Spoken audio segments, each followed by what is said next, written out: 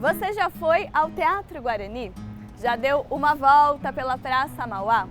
Conhece o Panteão dos Andradas? O que todos esses lugares têm em comum, você sabe? Santos é uma cidade muito rica em patrimônios como esses. O centro da cidade está repleto de curiosidades históricas e arquitetônicas que compõem a paisagem da cidade há gerações. Mas espera aí, você sabe o que é um patrimônio? É exatamente sobre isso que nós vamos falar no Memórias Santistas de hoje. E vamos também dar uma volta por lugares muito especiais com quem entende do assunto. Vamos lá? Patrimônio é uma palavra muito complexa, muito difícil de você entender, né? Para a gente ter uma noção, ela surgiu na Roma Antiga, significava o poder do pai. Então, as mulheres eram patrimônio, a casa, as propriedades, os escravos. Hoje pode ser o seu patrimônio individual, pode ser um patrimônio coletivo da sociedade, do povo, né? Mas principalmente que dê identidade, né? Que você sinta um sentimento de pertencimento em relação àquele bem. Agora, nem todo ponto turístico e histórico é considerado um patrimônio, como é o caso do Quilombo Jabaquara. Por quê? Porque patrimônio é fruto de escolhas, né? É uma luta de poder entre o poder público, entre o poder privado e a sociedade, né, que é a mais interessada. Por muito tempo, os patrimônios que eram reconhecidos como tal, na grande maioria de herança portuguesa.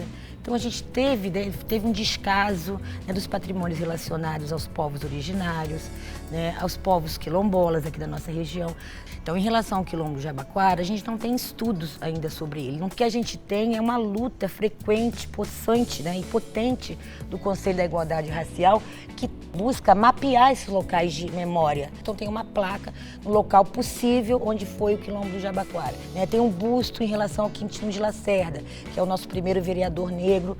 E como que nós, cidadãos, podemos cuidar desses patrimônios para que não ocorra essa degradação, como, por exemplo, ocorreu com os quilombos? A gente só valoriza, né, o que a gente conhece.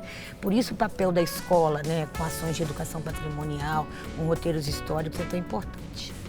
Muitos monumentos e patrimônios arquitetônicos acabam guardando pouquíssimas pistas de sua importância e correm o risco de desaparecer com o tempo. Já imaginou quantas camadas de história ficam para trás quando isso acontece? Preservar é preciso. A partir principalmente do século XVIII, a gente começa a pensar isso no sentido de uma herança que é para a nação, que é para a sociedade.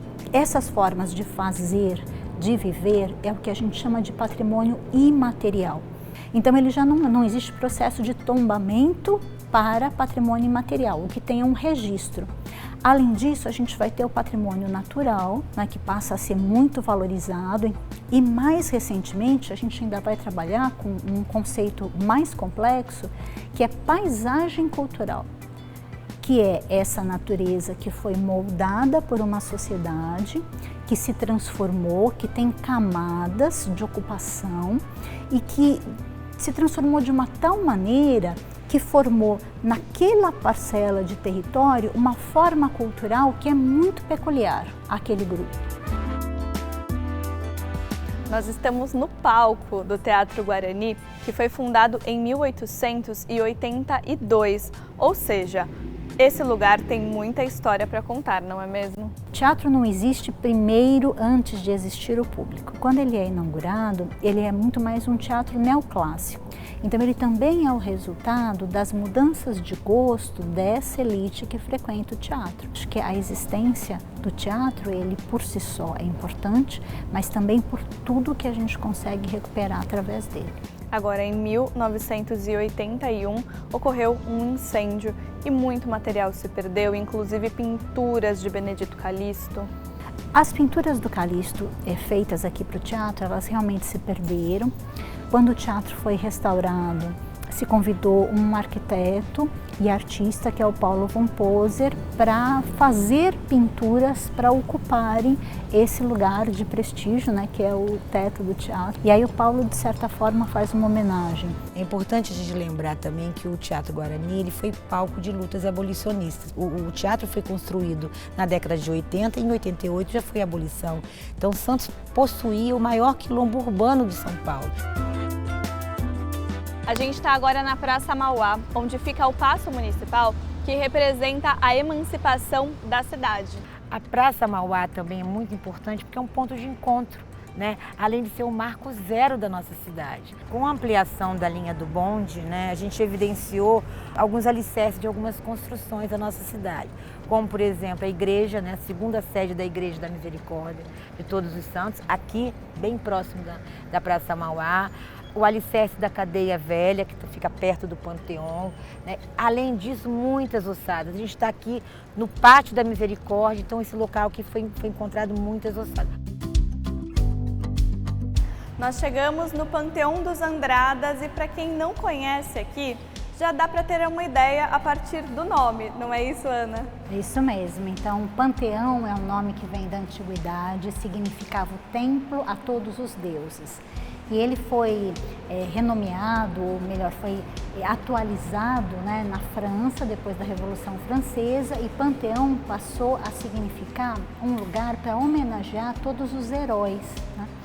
Mais especificamente, o Panteão aqui do José Bonifácio é um monumento onde os restos mortais, né, do José Bonifácio e mais 2 irmãos, né, são aqui colocados. É um monumento que faz parte das comemorações do centenário da independência e como ele era maçom, também a arquitetura aqui vai guardar muitos traços, né, dessa simbologia maçônica a que ele estava ligado. Quem foi José Bonifácio de Andrada e Silva? Bom, José Bonifácio de Andrada e Silva é uma figura histórica super importante, né, para a história do Brasil. É alguém que tem uma mentalidade bastante esclarecida, um homem ligado às questões do iluminismo e que influenciou fortemente a independência do Brasil. Santos é uma das cidades mais antigas do país e um marco na urbanização do Brasil. Não é à toa que tem uma série de patrimônios históricos. Eles são uma fonte incrível de informação para a gente entender e valorizar os muitos capítulos da nossa história. E você, que tal descobrir algo novo sobre a cidade? Olhando ao redor com atenção, é sempre possível fazer muitas viagens no tempo. Até a próxima!